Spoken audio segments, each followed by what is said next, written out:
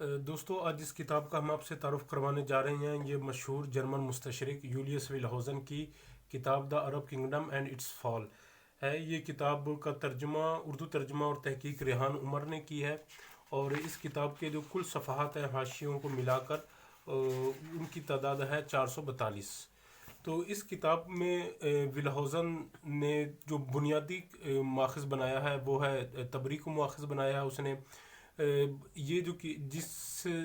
جس ماخذ سے اور جس نسخہ سے ویلہوزن نے مدد لی ہے، یہ 1879 سے لے کر 1901 کے درمیان یہ چھپ رہی تھی، اور مصنف نے اسی سے زیادہ مدد لی ہے۔ اس کے ساتھ ساتھ جو اس کتاب کی خصوصیت ہے وہ یہ ہے کہ مصنف نے ویلہوزن نے عرب ماخذات کے ساتھ ساتھ جو اس دور کے غیر مسلم ماخذات ہیں ان سے بھی بھرپور مدد لی ہے، اور جہاں پر اختلاف ہوتا ہے اس کو مکمل طور پر بیان کر دیتا ہے۔ عمومی طور پر جن عرب تبری کے علاوہ جن مصادر کو استعمال کیا اس میں بلازوری ہے، اغانی، مسعودی ہے، یاقوتی ہے، مقدسی ہے، ابو الفدا ہے، یحییٰ بن آدم ہے، فرزدق ہے، ابن قتیبہ، ابن اسیر، واقدی، ابن حشام، یعقوبی سمیت جتنے بھی اس دور کے ابتدائی دور کے عرب مصنف ہیں ان سے مدد لینے کے ساتھ ساتھ جو غیر مسلم سے جن سے مصنف نے مدد لی ہے ان میں قاصریہ کائسیوپ ہیں جن کی تاریخ وفات 340 عیسوی ہے، جس کی کتاب کا نام ہے تاریخ کلیسا۔ اسی طرح ہسپانوی مصنف سینٹ ایسڈور کی کتاب سے اس نے استفادہ کیا۔ جو سب سے زیادہ اس نے بار بار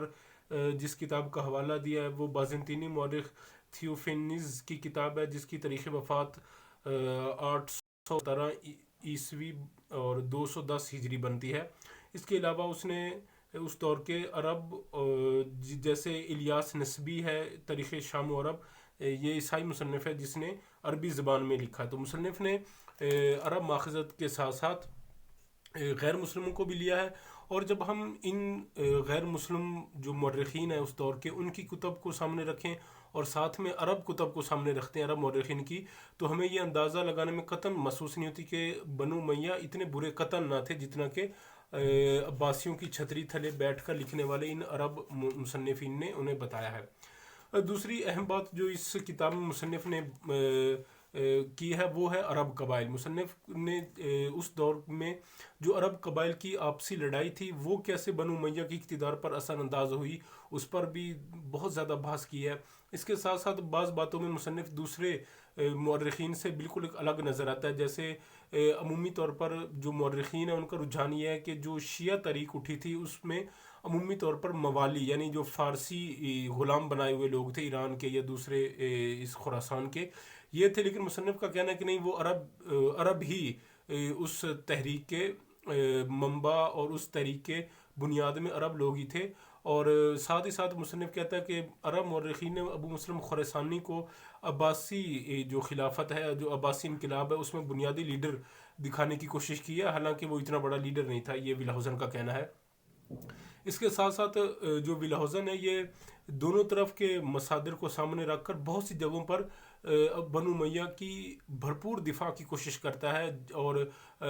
بہت سی روایات کو جو بنو امیہ کے خلاف ہیں ان کو عقل اور نقل کے ذریعے رد کرتا ہے۔ اس کے ساتھ ساتھ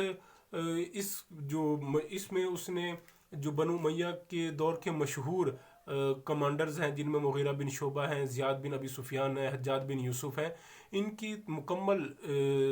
ان پر بات کی ہے، ان کی مکمل تفاصیل دی، اور یہ کیسے ان لوگوں کے طریقہ حکومت کیا تھا اس بارے میں مکمل تفصیل دینے کے ساتھ ساتھ جو خلافت و امامت کے مدعیان تھے ان کو ان کی جگہ پر رکھنے کی کوشش کی ہے۔ اس کے ساتھ ساتھ مصنف نے عمومی طور پر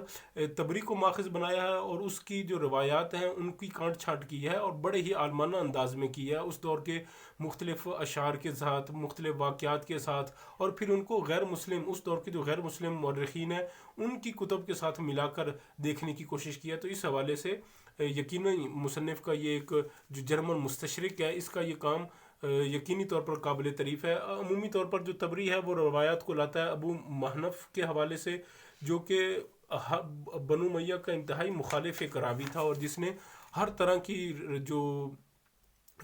کی جو برائی ہے وہ بنو امیہ میں لگا دیا ہے۔ اسی طرح مصنف جو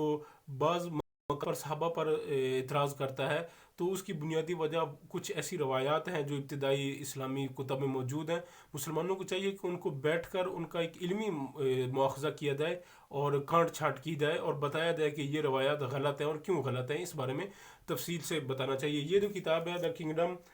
دا عرب کنگڈم اینڈ اٹس فال، سلطنت عرب اور اس کا سقوط، یہ 1902 میں جرمن زبان میں شائع ہوئی تھی۔ پھر اس کا 1972 میں کلکتہ سے اس کا انگریزی ترجمہ ہوا اور یہ اسی ترجمے کا اردو ترجمہ کیا گیا ہے۔ اب اس کتاب کا منہج یہ ہے کہ ابتدا میں مصنف نے ایک دیباچہ نقل کیا جس میں اس نے تبری کے جو راوی ہیں ان راویوں پر ایک علمی بحث کی ہے کہ کون سا راوی کس درجے کا اور کون سے راوی کا رجحان کس طرف تھا، اور جب وہ راوی روایت بیان کرتا ہے تو وہ پھر اس روایت میں جو اس کا ذاتی رجحان ہے وہ کیسے اس میں دخل انداز ہو جاتا ہے۔ اس میں بہت ایک علمی انداز سے بات کی ہے مصنف نے۔ اس کے بعد جو کتاب کا آغاز ہوتا ہے وہ نزول وحی سے ہے کہ رسول اللہ صلی اللہ علیہ وسلم پر جو وحی کا نزول ہوا تھا غار ہرا میں 610 میں، اس سے آغاز ہوتا ہے، اور پھر مکی دور کو انتہائی مختصر سے بیان کرنے کے بعد، کچھ سطروں میں بیان کرنے کے بعد، مصنف جو ہے وہ ریاست مدینہ کی جانب بڑھ جاتا ہے، جہاں پر اوس و خزرج جو دو قبائل تھے ان کے حالات کیا تھے، اسی طرح وہاں پر جو یہودی اور عیسائی قبائل تھے مدینہ میں ان کے حالات کیا تھے، اس بارے میں مصنف تفصیل سے بیان کرتا ہے۔ پھر اس کے بعد بدر میں جو ایک غیر متوقع فتح نصیب ہوئی تھی مسلمانوں کو، یہ مصنف کے الفاظ میں، تو اس کے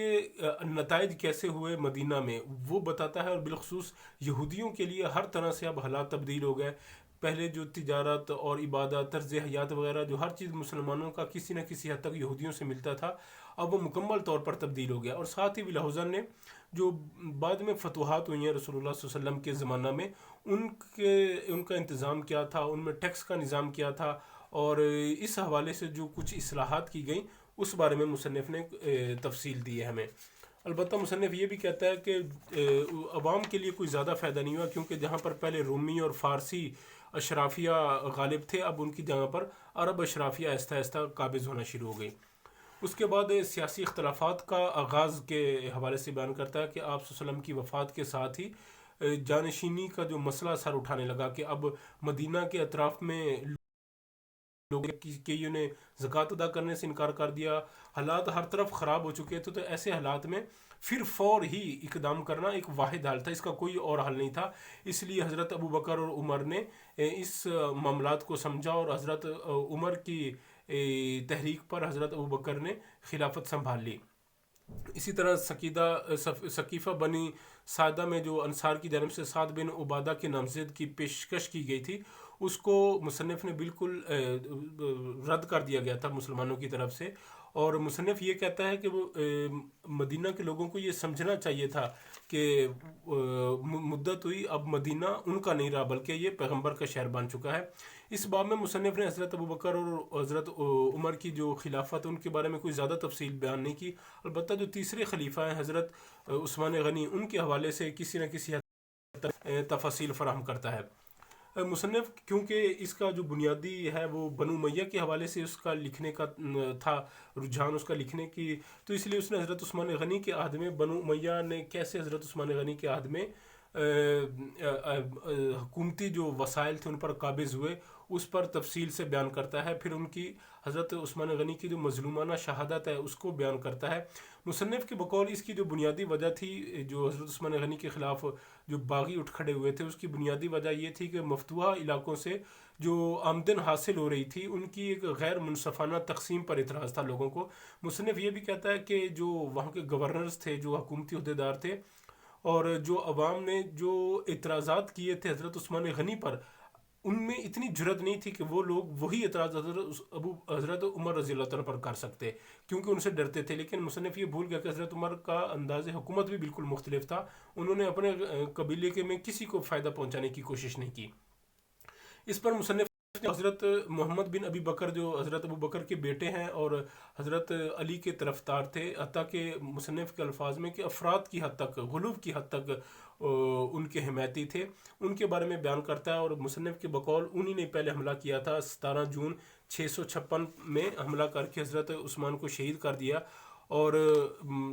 اس دور کی جو بعض ماخذات ہیں، جو کتب ہیں، وہ بیان کرتی ہیں کہ حضرت عثمان غنی کی جو لاش ہے وہ 2-3 دن بغیر کفن کے پڑی رہی، حتیٰ کہ جو آپ کی بیوی نائلہ ہیں ان کے بار بار التجاؤں پر چند لوگوں نے ہمت کی اور آپ کو